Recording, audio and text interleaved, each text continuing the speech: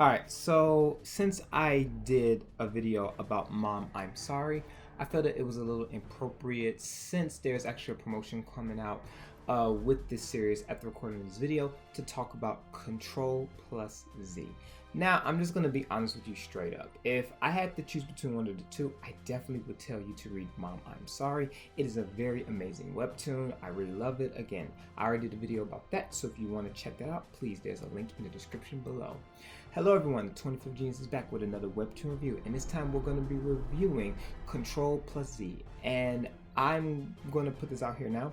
It is very complicated, so if you normally don't watch my videos all the way through, I would encourage you to kind of stick a little bit and tolerate this because it's very confusing. It's a good read, but it's very confusing about what's really going on, so let's get into it. Before we start, if you like these videos and what I do, please, it helps my channel out a lot. Leave a like and a subscribe, leave a comment, do what you need to do. Please just help support this channel and the amazing work that it does. With that being said, let's get into the video. So Ctrl+Z, what is it about? Ctrl+Z is from the same creator as Mom, I'm Sorry, which is an up-and-coming rising webtoon that's really just taking the Webtoon community by storm, which makes me very happy. Ctrl+Z focuses on a guy by the name of Kyle Sale. And this kid pretty much has a pretty screwed up life. He is the son of a serial murderer by the name of Marcus Sale. His father killed 14 women before taking his own life. His life has been pretty much crap from the moment he was born, as no one really wants to talk to him, approach him, and they make fun of him and try to frame him, saying that he is the son of a serial killer. All Kyle really wants to do is live his life in peace and to basically get away from the shadow that his father created. He wishes that he could erase people's memories and just live as the him that is now. And he thought this was an impossible dream, or so he thought. After a scenario that happens with one of the students, Kyle is given his father's old things, which basically he didn't want it, but it turns out to be a laptop. This laptop has the ability to alter people's memories. By using this, Kyle is not only able to gain riches and fortune, but he's also able to reset his life to where he wanted, or so he thought. Now, I'm going to explain the power system at this point because there are many rules that partake in this ability. So he not only can erase memories, he can also look at other people's memories, and he can also determine what they've done or what they are thinking now. This computer has an amazing power to do pretty much all of these things. There comes a price with erasing his memory, a person's memory. So, one, some memories cannot be erased. So this is very important. If it's very embedded into a person's psyche, he cannot erase it.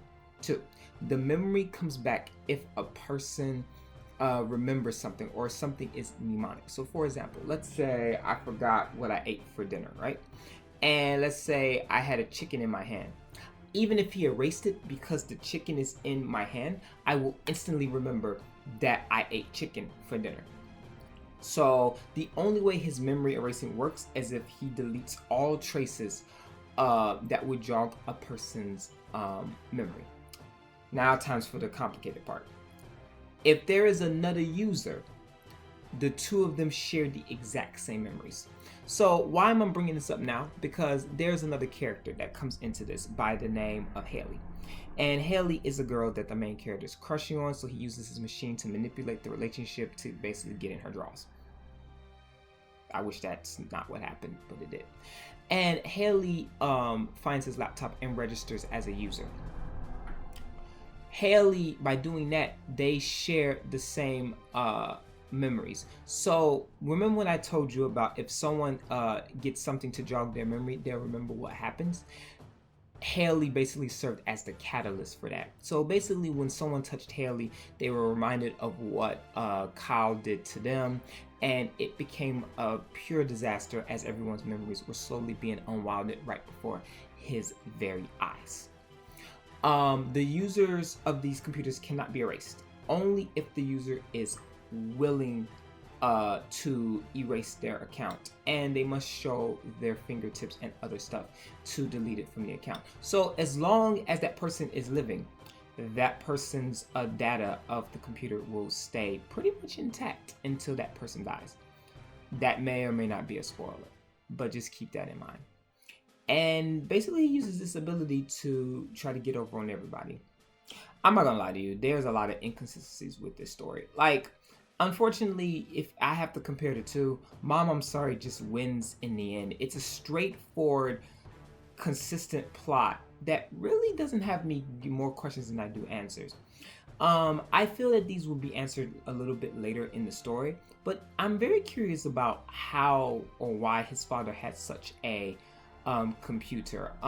His motives for doing things really don't quite make a lot of sense. Even though he's going through a lot with school and trying to make a name for himself, his motives for erasing and using the laptop and other things, I all feel very forced. It's like it's piling and piling to move a plot, which I'm not against that whatsoever, but it doesn't feel like it is very genuine. And that's one of the things that this webtoon kind of struggles with the most, is allowing the audience to believe that this is very genuine and this is not forced content material. And I think that would go a long way.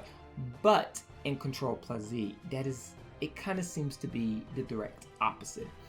You know, he starts stealing money, you know, he uses the machine to get through with school, you know, to avoid people, all of these other things. So generally, he is extremely overpowered, but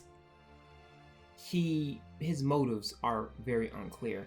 The plot and the goal is a little unclear, but for a thriller mystery, I guess there would be none better than that, I feel.